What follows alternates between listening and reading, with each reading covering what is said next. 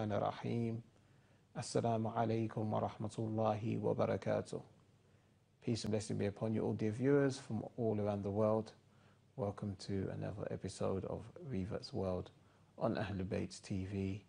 Ahlul Bayt TV is the only channel which is broadcasting the pristine teachings of the Ahlul Bayt alayhimus salam exclusively in the language of English. Today, alhamdulillah, we have Brother Ali Kaiser.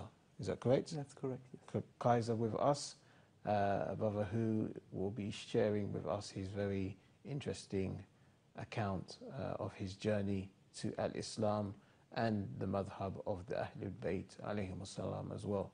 So Ali, if we could start by you telling us your origins in terms of your ethnic background, where your parents are from and so on and so forth. Bismillah ar-Rahman ar-Rahim. I'm coming from Switzerland. My ethnic background, my father's Swiss. His family has been there for many, many hundreds of years, should I say, or as far as we know, as far back as we know. My mother's been from Netherlands, from Holland.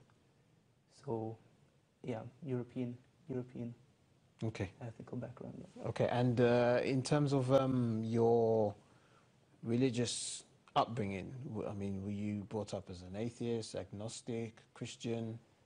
I was brought up, so to say, as a regular Christian, as you'd expect someone to be brought up, or as you see most people being brought up. You learn about certain things. You go to church once in a while. For example, you go for Christmas. You might do something for Easter. You do you get baptized. You do the communion. And you hear about religion in school in religious class. You hear all the stories Sure. about the prophets and the different characters. Okay. But that's as far as I was kind of in touch with Sure. with religion. And just because you mentioned the personalities, obviously the prophets and so on and so forth, what was the style of the sermons that you would hear as a youngster? I mean, was it something that you were intrigued by, that you were interested by, or was it something like for a lot of us growing up wasn't really connecting with us and maybe in some circumstances were even falling asleep? Which of those two categories did you fall into the few times you did go to church? Going to church, it was more something, the religion was always something to me for myself. I went to church, but the connection was not too much to the church, but the connection to God was more there from myself. But I liked hearing the stories which were taught in religious class when we, for example, had to draw a picture of one of the things and I remember drawing the picture of Prophet Ibrahim Islam when he was about to sacrifice his son. I remember that I had to draw that in a picture. I had kind of clearly have in front of me how I drew it. So I was someone, I liked the religious classes. I liked it a lot, so I was not falling asleep. Okay, alhamdulillah, that's good. You're making me feel bad about my own self. And did you have any other siblings that you grew up with, or was it just your good self?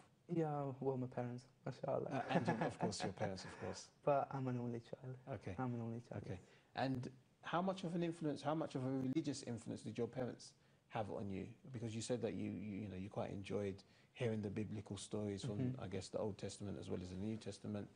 Was this something that was encouraged by your parents, or is this just something you were doing on an individual basis?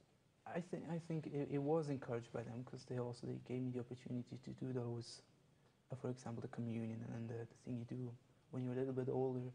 And I think they were happy I did it, and because they are religious in a way, as most people are religious in some way, saying there is God, go to the church, for example, for Christmas, trying, have good moral values and so on. So, yeah, from that point, religion was there, but it was not like religion is now. Life became religion now. Religion was more a part to life. Sure. On different occasions, and of course they also encourage it by making sure you go to school, you learn, you do what you have to learn, and by encouraging you to go to those classes to do the the things that school would require might be the wrong word, but suggest, or the church would suggest you to do.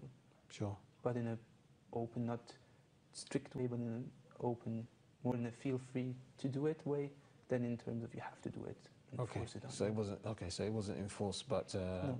maybe Encouraged to do encouraged, it. Encouraged to do it. implicitly encouraged.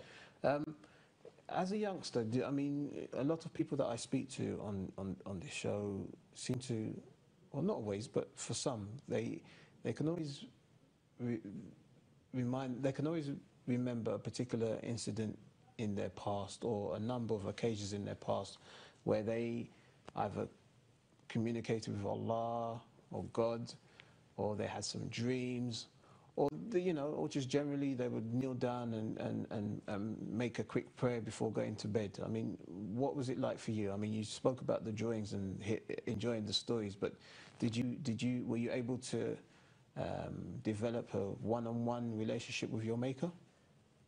I did, yes. I did from, let's say, around about 8-ish, 9-ish maybe.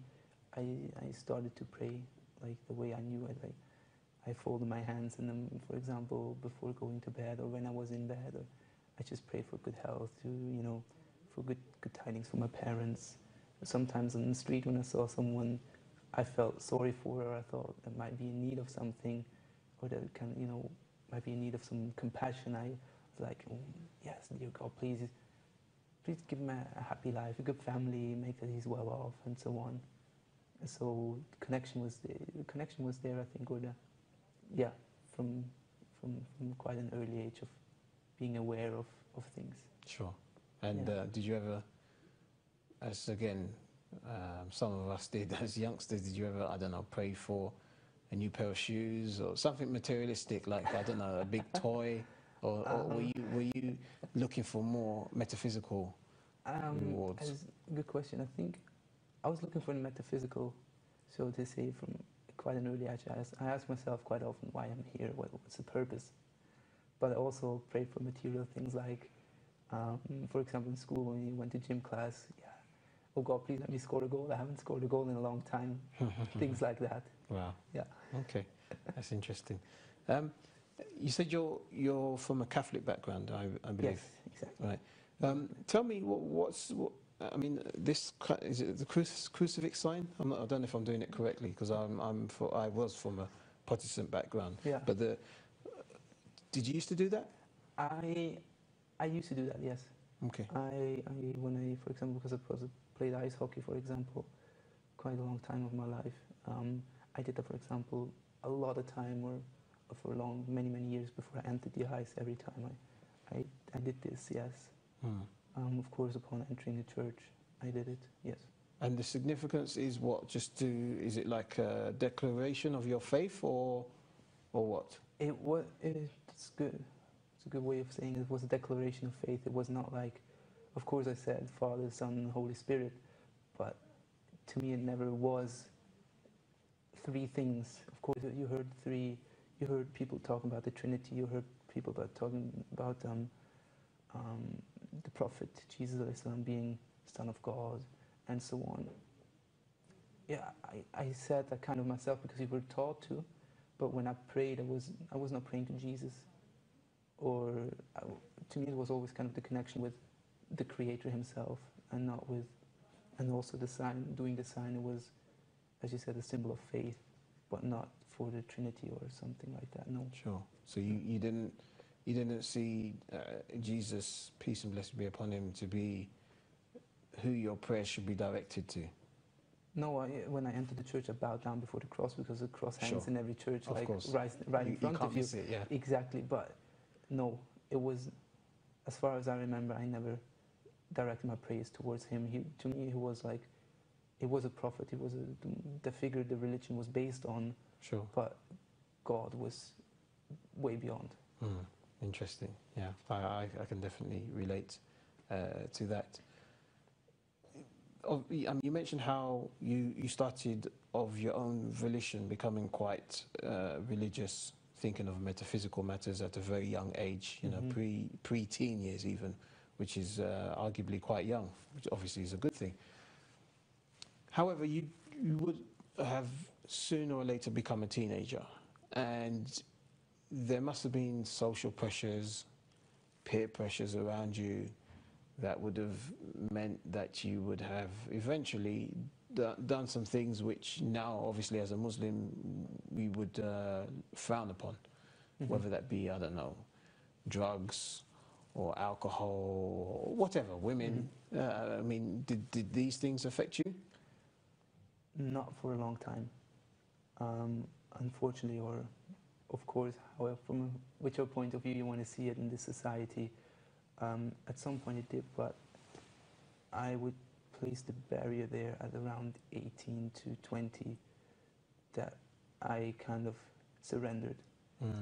Because until then I was dedicated to what I did. I was dedicated to sports, and when others went out in the evening, for example, I got the key to the arena from a friend. I went to do my workouts. I went to do workouts on Sundays, for example, and also when people went for a beer after games and so on, I was like, no, I didn't like it. I did not want to. Also, even though people say, yeah, come on, let's go out, you know, this, for example, women, that, alcohol, this, it was not something appealing to me for a really, really long time. But then, yeah, you're in that society, you're surrounded by it. It's a subject like so often, it's so in your face in the West. So at one time, it got to you. But mashallah, only for a short period of time and not too hard. Alhamdulillah. So you were able to hold it off until the age of 18. Many of us would be very impressed with that period of time that you were able to resist let's call it the temptations.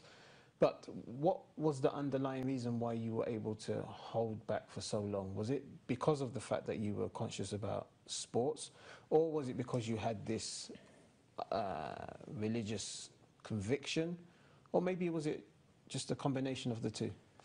I think sports might have been the thing I could hold on to, but in the end, there's always been.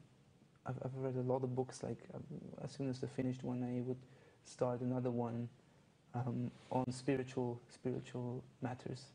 So in the end, it was spirituality, but let's say in the costume of sports. Sure. So to say, yeah. Okay. I will put it that way. Sure. So I mean, again, these books that you were reading at this particular point in time in your life, what messages, what were you taking from these books? Because these books, I'm assuming, hadn't at this point had anything per se to do with Islam. They may have mentioned Islam in passing, but there were books on spirituality. So what were you taking from these books? It was, in the end, it was about finding your inner self. I would say it was a lot about mental training, about focusing, but then there were also books that went beyond, that went more to the metaphysical side, how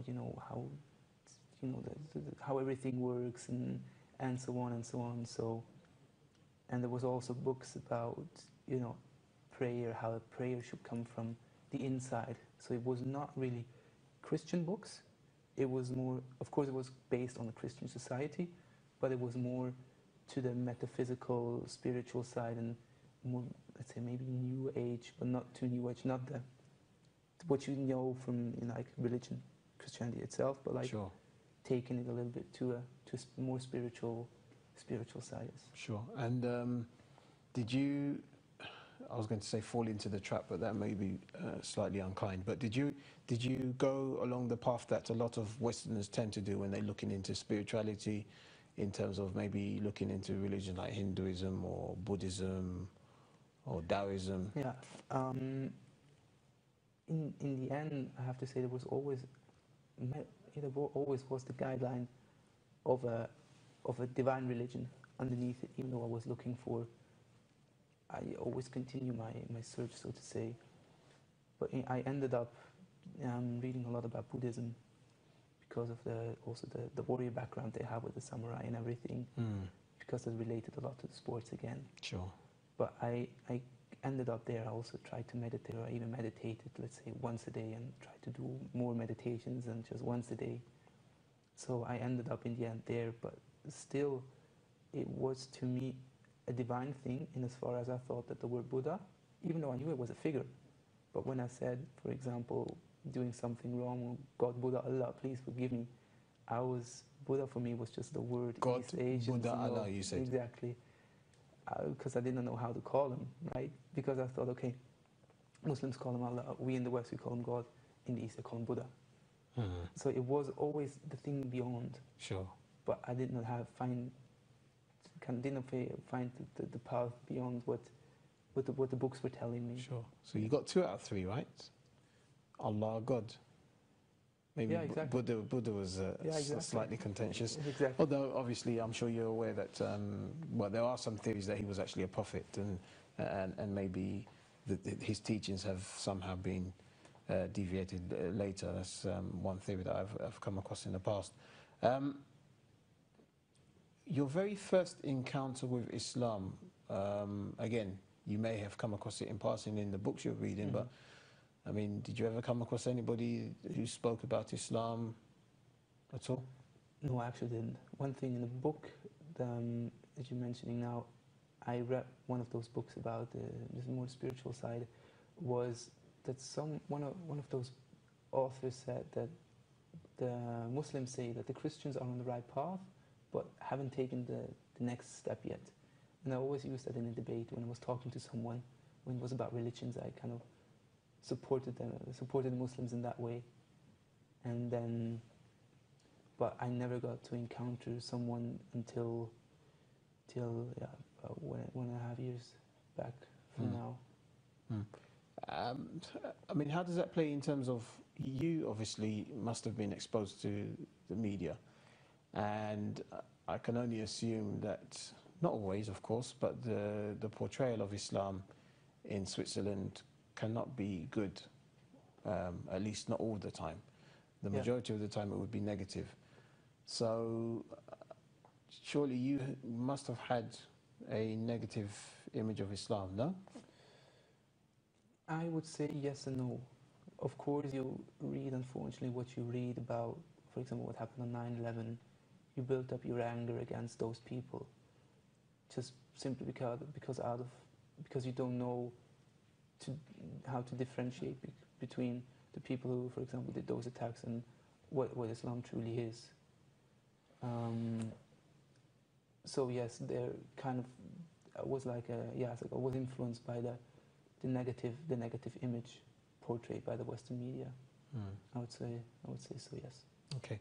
And how was it for you when you first encountered a Muslim for the first time? I mean, did you envisage that person as being a potential terrorist or a backward person or anything like this? No, when I think like this, the first Muslim person I encountered consciously is my wife, whom I'm married to now. So, mashallah, yeah. Okay. She's a good person to be the first impression of Islam, yeah. Sure. So, and obviously she gave you a positive impression. Most definitely, yes. Alhamdulillah. Alhamdulillah. At the juncture at which you met your wife, what was your knowledge of Islam like? Did you know much or none at all, nothing at all? I did not know too much at all. I just knew it was a religion, one of the 3 big religions, as we call it.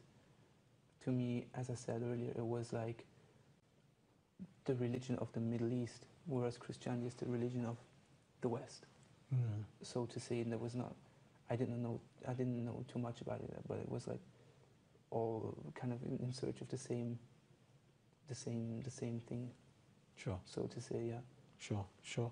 And so how did you go about, I mean, I'm assuming you maybe entered into debates or discussions with who was, she wasn't your wife at that particular point, but your future wife. Was this how you began to learn more, or how did it happen? Exactly. It was just by her challenging my thought, because of the God, Buddha, Allah thing. The 3 things that she mentioned, but that one is not God, is a person, is a figure who has a nice philosophy and brought a nice philosophy to the East, a nice way of life, but he's not God. I think that thing that really challenged me challenged me in how kind of to review my view of the world and review my view of religions. Sure. Yeah. Sure. And then also made me want to learn more about Islam. Okay, so you began to learn more, what, from just discussions, or did you start reading yourself? Discussion first, and then reading myself a German translation of the Quran. Not too many internet sites, only particular ones, because I've been told from the beginning, watch out, there's a lot of deviations out there, so to say. She mentioned to me quite from the beginning on, look, this is what happened right at the start, after the death of our Prophet. And I was like, I found it strange that something like that could happen to such a precious or important individual and then his family. So that kind of got me to research into the right area, mashallah. Sure. Yeah. It didn't put you off thinking that Muslims could behave in such a way to the Prophet and then subsequently the Prophet's family? Some people may have thought, well, I don't really want to get involved with people like this. Well, maybe it's because of my inner nature, because I was always looking for like a true meaning to life. I liked movies with heroes in it, like people who fought for something, be it like William Wallace in Scotland, or being like you might have heard about William Tell, the Swiss national hero who shot the apple with the crossbow of his son's head because he would not bow down to the hat of a ruler of that time. So I was always attached to that. So when I heard the story of Islam and what happened then to a small minority by a big majority, I could relate to it really, really quickly. Okay, alhamdulillah. So you began to research a lot more, reading selective websites, and now that you was becoming more cognizant of what Islam entailed, how did it sit with you? Because obviously you had done a lot of research previously on, as you said, books on spirituality, so you were in a relatively comfortable place. Now you're suddenly reading a totally new ideology. I mean, wasn't it foreign to a lot of the stuff maybe that you'd already read? Actually, a lot of the things I read was what I was looking for before, but did not know where to look for. For example, the thing of not drinking alcohol, because it just did not appeal to me. Or the thing the distance between men and women, as long as you're not married. I never liked, for example, to be touched too much. Even when I was a Christian, also growing up as a teenager, or when even in family, when people will come up to you and kiss you and things like that, I was like, it just did not appeal to me. And also the views I had to life, the respect for my parents, because a lot of times in these societies here, like dissing of the parents, for example. Sure. When someone did that to my parents, I was like, watch your mouth or you're going to be in trouble. Because you're talking about my parents here, and be clear on that. You're talking about the people who brought me up and who tried their best to give me, what I need as a child and as a young adult in the end. Sure. So those values have always kind of been there. And when I read what Islam stood for, the connection was there straight away, kind of. Alhamdulillah. Yes. Okay, thank you very much. We're due to go to a break now.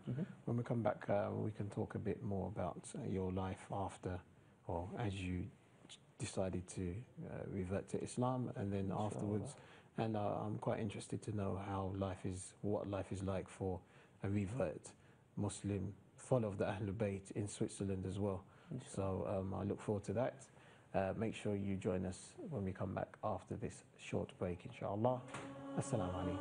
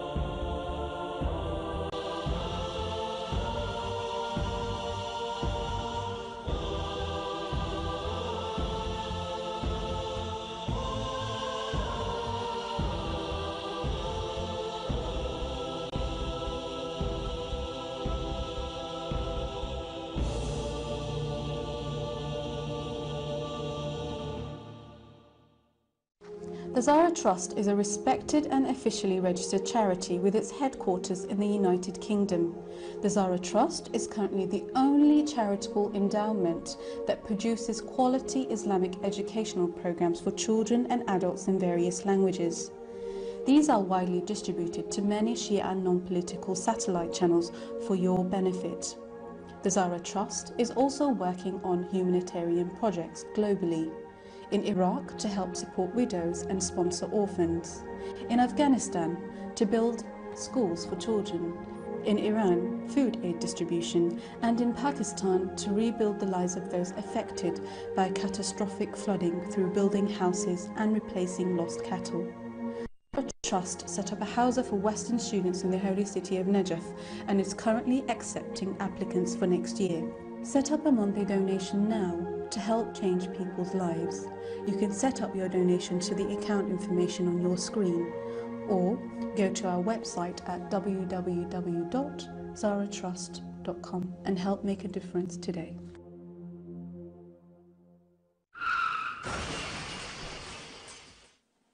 Stop. Had an accident in the last 3 years? Not your fault. We can help to get your compensation. We manage your claim for you, whether a new accident or an old accident. No hassle, no worries, no fees. You keep everything of your 100% compensation. Call us now to report your claim on 0800 910 1000 or visit www.smartclaims.org. Advertise on Ahlul Bayt TV and uplift your business. Whether you're looking for a local, national or even a global English-speaking audience, we can certainly help you. We offer competitive advertisement spots, creative packages that are market competitive and value for money. We can arrange for your advert to be designed for you. We have a range of packages to suit every budget, with prices from as little as £15 a spot. Visit our website ahlulbayt.tv/advertise and register your details to receive a special promotional code. Call 0044 121 258 0522 or email advertise at ahlulbayt.tv.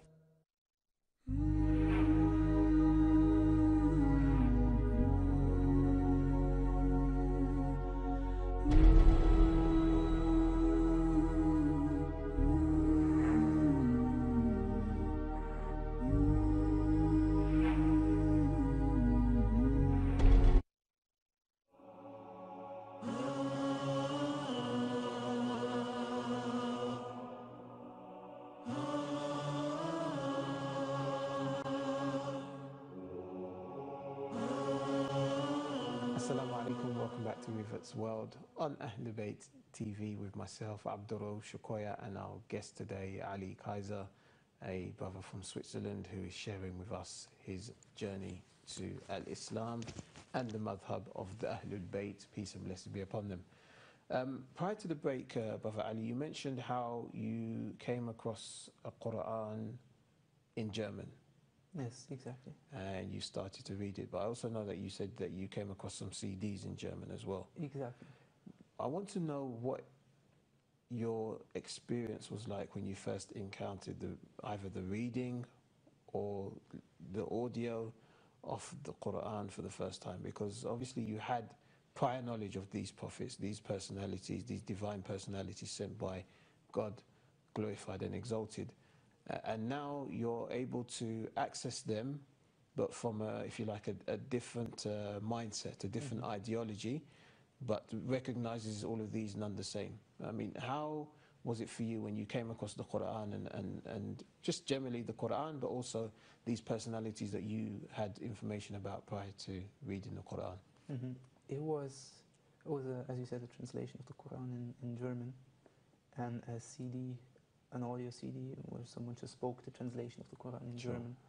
And I listened to that one first because it was for sports a lot on the road, also in the plane, and I just had it on my my MP3 player and just listened to it, and even before or when I slept, I left it on, and suddenly I realized, wow, I slept for a long time because so many surahs must have passed. And I woke up wet from sweating. I had strange dreams. I don't remember what. I just know I woke up like like someone would have shook me for really quite some time and really hard. So everything was like up and down, and so that was the first experience from hearing the translation of Allah's word. And then when I got some more time, less traveling, I picked up this translation and started reading it from the back with I was recommended just start with the short surah so you don't get tangled up with the long one. Sure. You just, bits and pieces in the beginning, and that felt so powerful. So every time I would read it, I had goosebumps all over my body. It was an undescribable feeling, which kind of gave me even more certainty, like, okay, there's just stick to it or go into more, research more upon it. About this religion? Yes, it was kind of clear to me from after the first couple of days that yes, that's it. I just did not have the time then, because, as I mentioned, I was in pre-season training and traveling a lot to do what was required to do. But I said from almost day one, okay, that's going to be my religion, inshallah. But I have to do what I have to do because I gave my word to do it, and I wanted to do it and stay in sports and prepare and so on. But as soon as I had more time, I embraced the religion based on those encounters. Alhamdulillah. Just mentioned. And when did this take place roughly? It was Ramzan 1 year back, so it was in September and August 2009. 2009, yes, so 1.5 years. Nearly 1.5. Yes. Well, yeah, 1.5 years ago now. Exactly. Alhamdulillah, congratulations. What about your parents? Did you tell them? I told them, yes. I did not tell them right from the beginning, but they kind of tasted something already. Really? Yeah. What, they saw you praying or something? No, I prayed at their home after I told them. So okay. I asked them if it was okay. Of course, to them it's new. It's something you have to adapt to, because of course there's differences, or there's some things you don't do anymore, things you try to stay away from. Sure. But I was absolutely no problem to it. They were welcoming to it. They're asking questions about it, even present you with articles in the newspaper. Really? Yeah, and asking about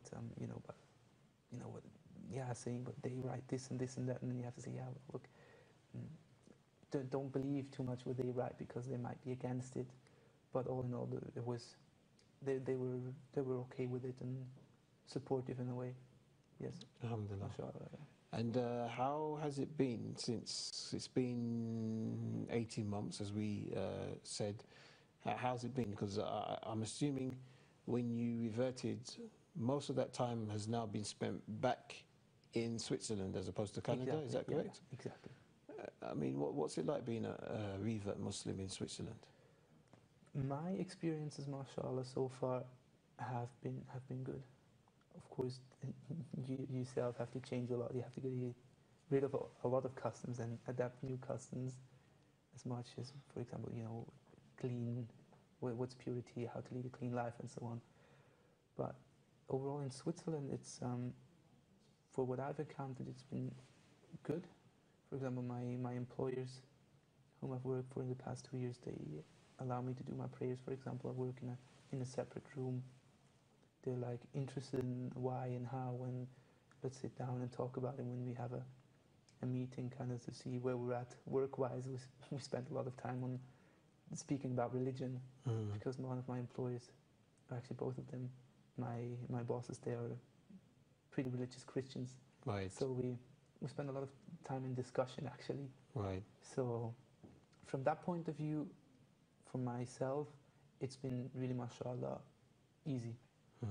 It's forgive my naivety. It's just, I don't know. Maybe because you're Switzerland, but I know you're not a million miles away from a place like Denmark, for example, where I know even somewhere like Holland, where you mentioned that your mother was from originally, where there seems to be a lot more hostility towards Islam.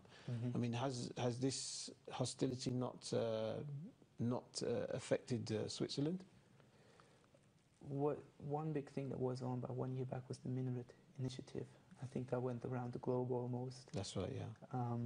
Where the vote was, should Muslims be allowed to build minarets or not? and apparently the vote was no, even though a lot of people regret this.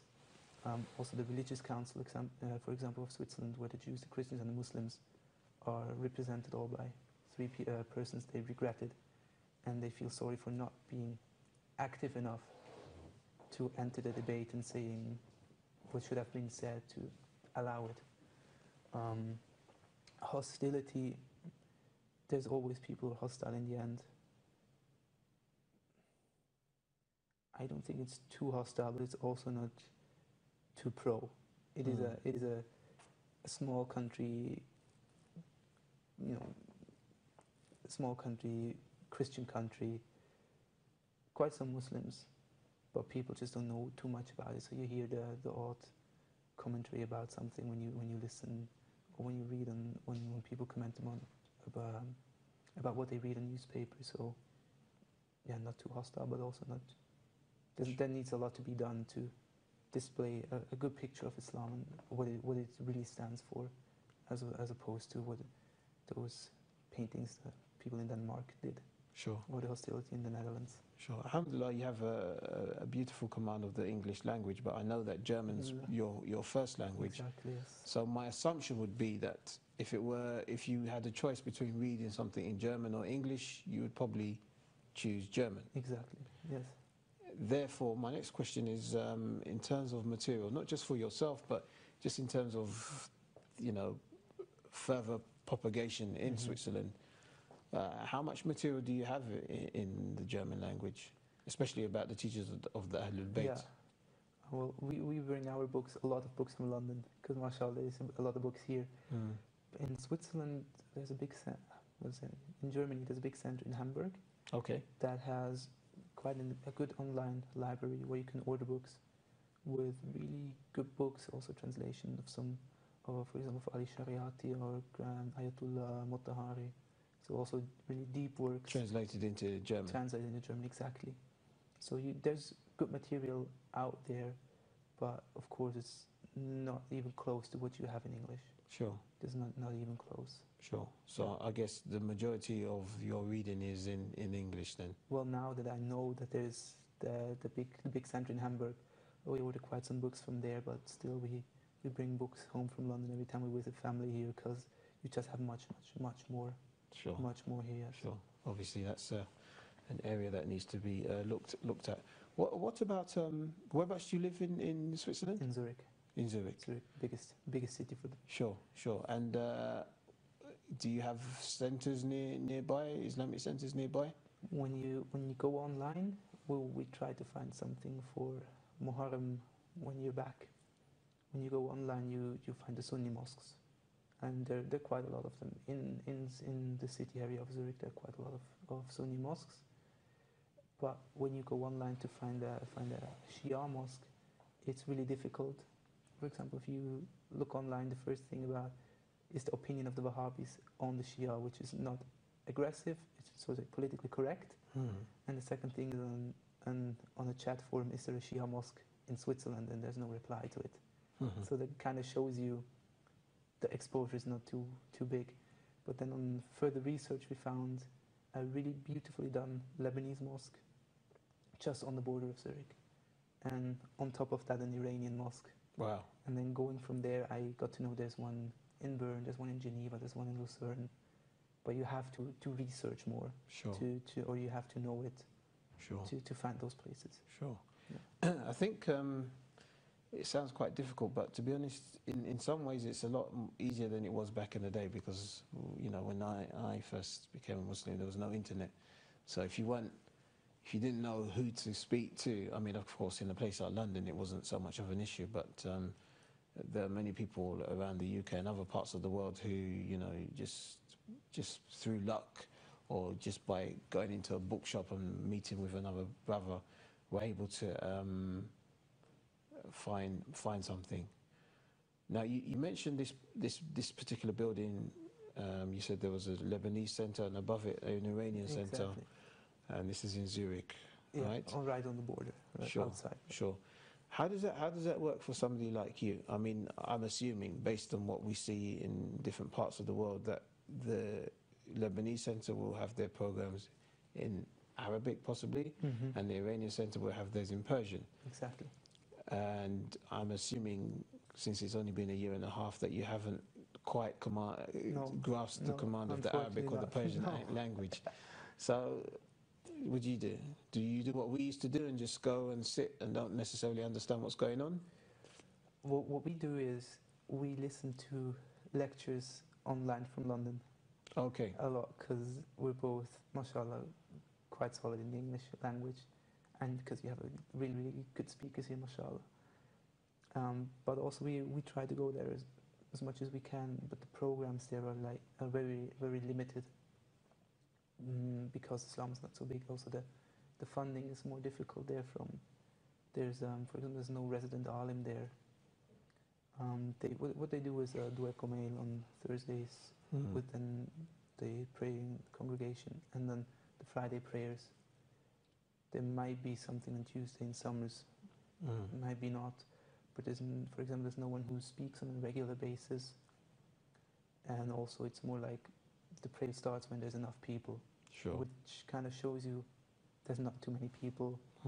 Also, sometimes the connection is not there, that the Iranians, for example, they did their prayers, they have someone who leads the prayer, and my brother-in-law and I, we were in the Lebanese mosque, we wanted to do a Jamaat, and there was no one there, so we prayed on our own, and then we found out that 20 minutes later, upstairs, someone was leading the prayer. So there's, a little bit of work that needs to be done. Sure, sure. And in terms of reverts, Brother Ali, are there many other Alis out there in Switzerland? I've encountered some, but they're all native Muslims. Right. There's one brother who's retired now already, who was a Sunni for 17 years, and now he's joined our school of thought for the last 5 years, I think.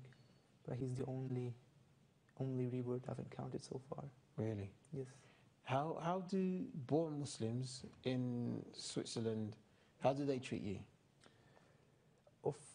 It's the first times I went there, I just got in contact with the one who opened the mosque, because I was there before they opened it. So I had a talk with him and a connection to him straight away. With the other ones, I got in contact, let's say, after the second, maybe third time. Some approached me, the others I approached them by entering and saying Assalamu alaikum to everybody. Sure. So they would see, okay, he's really one of us, he's not just some European who lost his way and wants to see what's in here.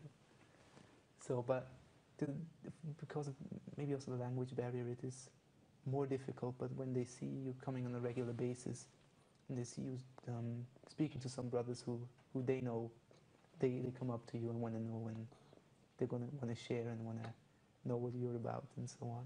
Sure, Yeah. sure. Alhamdulillah. And the plans that you said there's a lot of work that needs to be done. Exactly, yes. What plans do you have in mind to help to boost the situation there? What kind of is unfortunate for us is that when you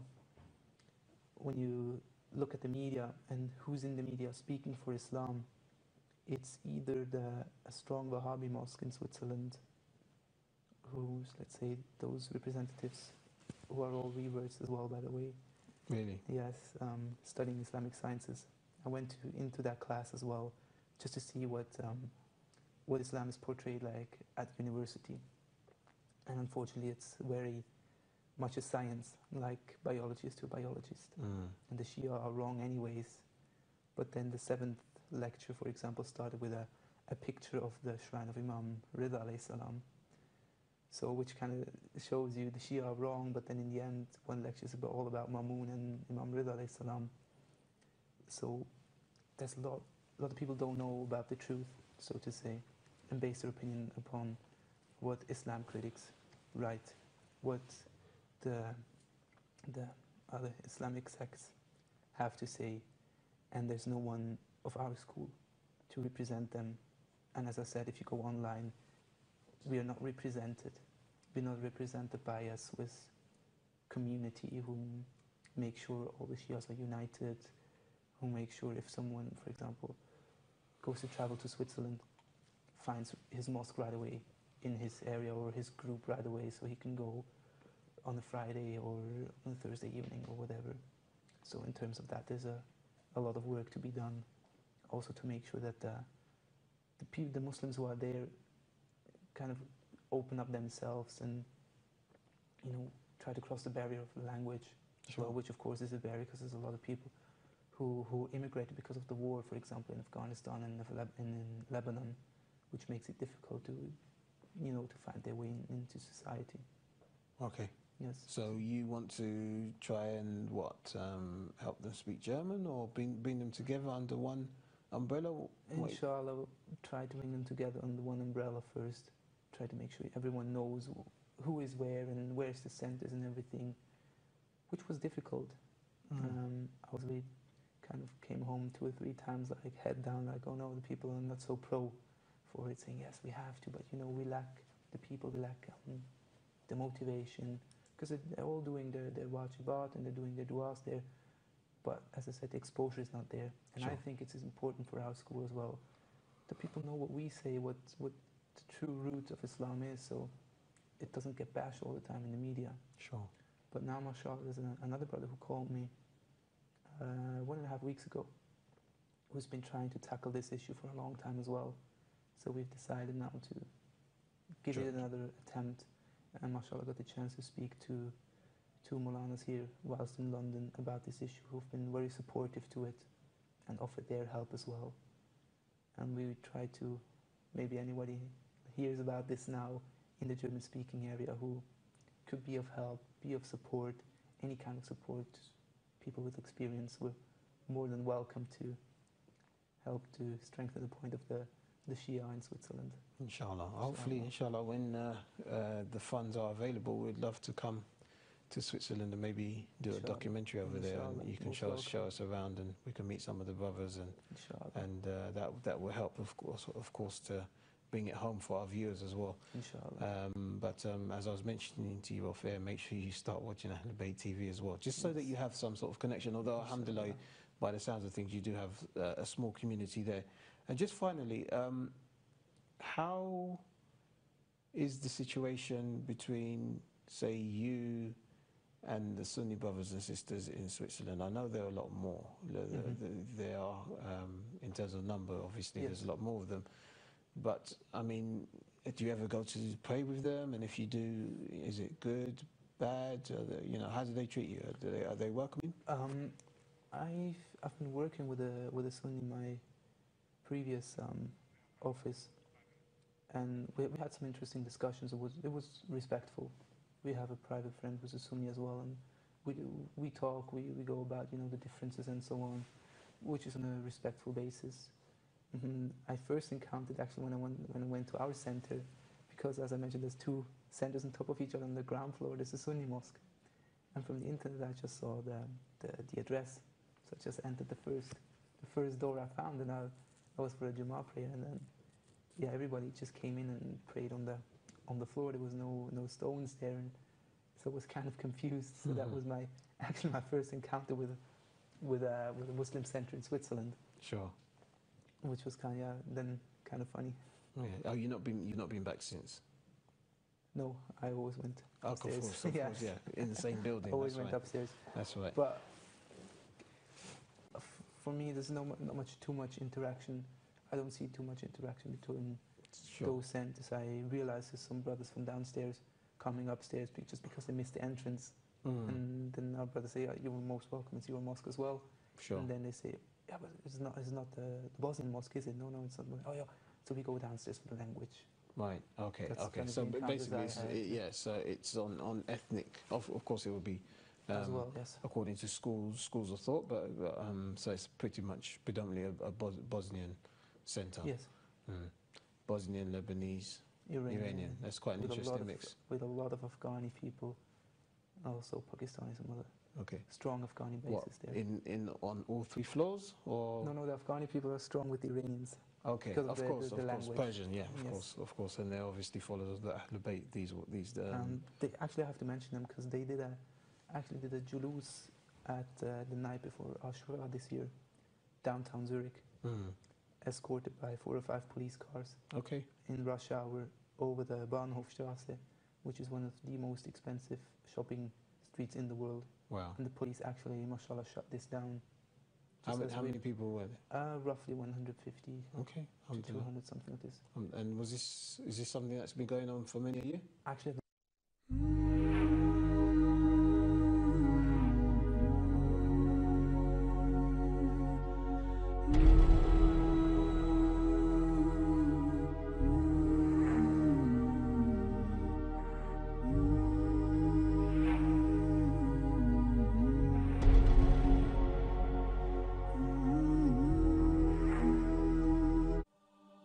The legacy of Karbala continues to spread globally.